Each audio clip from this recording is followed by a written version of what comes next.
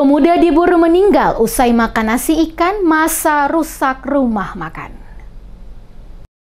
Seorang pemuda berinisial NL meninggal dunia setelah menyantap nasi ikan di rumah makan Lesehan Moza yang berlokasi di Desa Grandeng, Kecamatan Lolongguba, Kabupaten Buru, Rabu 7 Mei 2025 sekitar pukul 18 waktu Indonesia Timur. Informasi yang dihimpun menyebutkan NL tiba-tiba tersungkur saat sedang makan di rumah makan tersebut. Rekaman CCTV menunjukkan korban mengenakan kaos hitam dan terjatuh dari kursi sebelum sempat menghabiskan makanannya.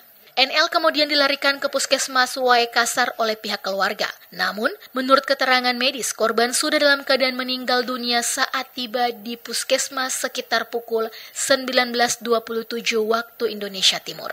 Hasil pemeriksaan luar oleh Dr. Siti Nurmega Aihena menyebutkan korban tidak menunjukkan tanda-tanda kekerasan atau luka memar di tubuhnya.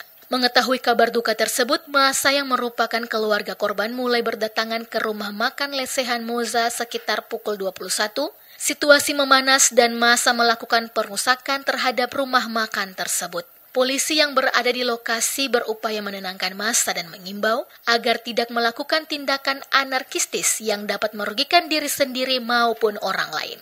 Kepala Desa Grandeng Haryono saat dikonfirmasi mengatakan pihaknya belum dapat memastikan penyebab kematian NL.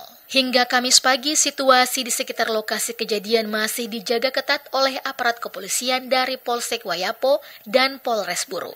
Kalau bicara tentang masalah dampak dari beliau pingsan itu, kami jujur bahwa dari pemerintah desa belum bisa menjelaskan karena memang masih tunggu hasil visum dari puskesmas Kecamatan Wayapo.